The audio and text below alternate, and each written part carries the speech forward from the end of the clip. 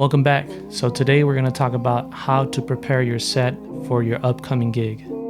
So before we get started, I do want to talk about a time in my early DJ days that I was not prepared.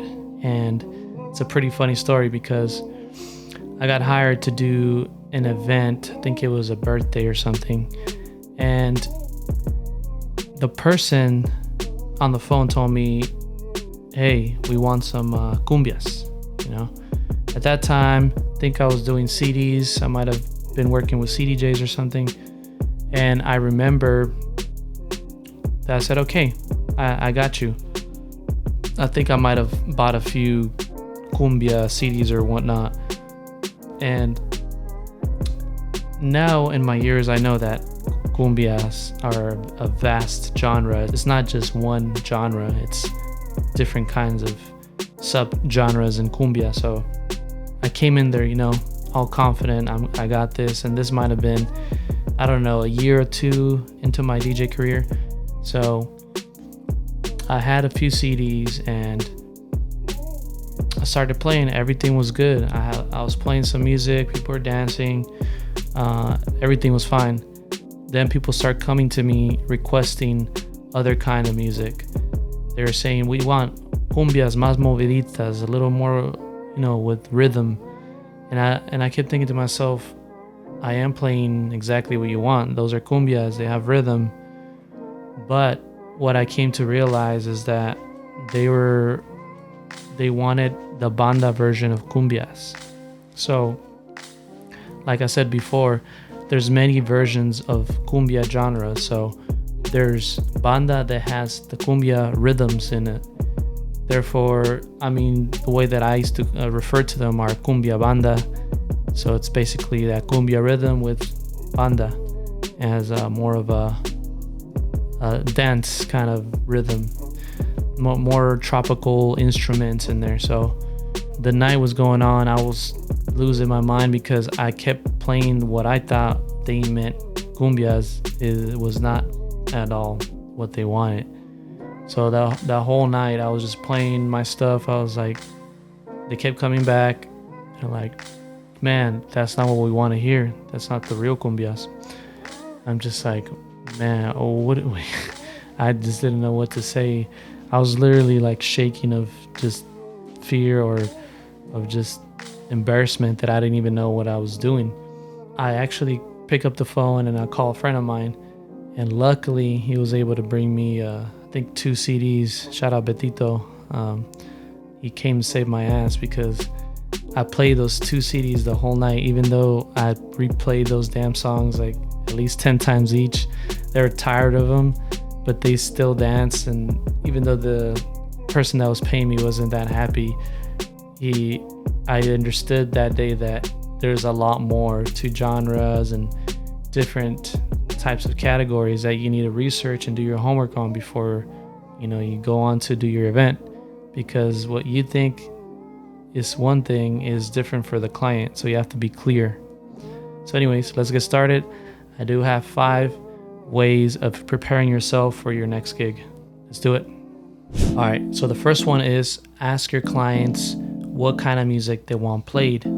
So I'm going to include a free PDF in the links below, which is what I usually ask clients when they're going to hire me. So there's a few questions that I ask. I'm not going to go through all of them, but I'll go through a few. And first and foremost, you definitely want to know their names, because you don't want to be at the day event thinking, oh, who's who, what's their name, what's their full name, you need to know exactly. So that's probably one of the most important things besides preparing for music, is knowing their full names. So groom and bride. And once you move on to music, you want to ask things like, what are your favorite artists? What is a special song that you both loved? Maybe a song that you guys heard together when you guys met each other or whatnot. It's also important to ask things like, what kind of music do you want played during cocktail hour or during dinner and at the reception? And of course, you could offer to tell them that we could come up with a playlist, but it's also good to understand what kind of music they like played. That way maybe you can mix in what you've played before that works, mixed in with what they want. So you make a really solid foundation as far as a playlist. And it's also important to ask things like, what songs do you not like to be played at your wedding? Because there are going to be songs that you cannot play. It's maybe one of their most annoying songs that they've heard a million times and they just don't want to hear it. And you should know not to play it because they're the ones paying you. I mean, you want to make the client happy, so that's all. And there's a few other questions, but I'll let you download it in the link below and let me know what you think. Second thing is have clean and dirty versions of your music. You don't want to be that DJ that starts playing that dirty song and a bunch of 5-year-olds running around yelling or something like that, or just going crazy and talking to their parents, and I don't know. Basically, you want to make sure you want to have clean and dirty. It's pretty simple. Most of record pools do provide clean and dirty, so just make sure to have both versions. Doesn't hurt. I mean, storage right now is really inexpensive, so I'm sure you could buy that 5 terabyte hard drive and be okay. So tip number 3 is have a backup of your library. This has happened to me, thankfully not too many times, but it's happened to me a few times where the hard drive that I brought suddenly corrupts or just stops working, and I'm just freaking out. I'm like, what the hell do I do? Luckily, I did have a backup playlist in my Dropbox, just in case something were to happen. I have a few thousand songs in there that could save my ass, or maybe even give me time to figure out another solution. But have a backup. I know it's kind of, I know a lot of DJs probably don't do that, but I think it's a safe way to have, all your music just ready to go. Even if you want to put maybe another setup somewhere else, you have that same music already ready to go, and you can use both hard drives or whatever you need. But you ideally want to have 2 backups. Hard drives are really cheap. So tip number 4 is have cues and loops set up on all your music. Well, maybe not all, but have them set up in songs that you might have to play in long periods of times. There's songs that we play sometimes, such as valses or cocktail music sometimes, that we could definitely benefit from looping, because we know that this song could be played for a long time and it has to be looped in and out correctly so that it syncs and it doesn't sound like you just started that loop and it sounds all messed up. Take your time and curate a few of those songs so that they loop correctly. Cue points, I think they're really helpful. I usually set up cue points right at the start of every DJ ready song, and I'll do a second cue point at the start of the hook, and sometimes even the start of the verse, just to have variations. Of course, this is a tedious process, but you want to be prepared and spend some time on doing all those things, because it'll save you a lot of time when you're performing.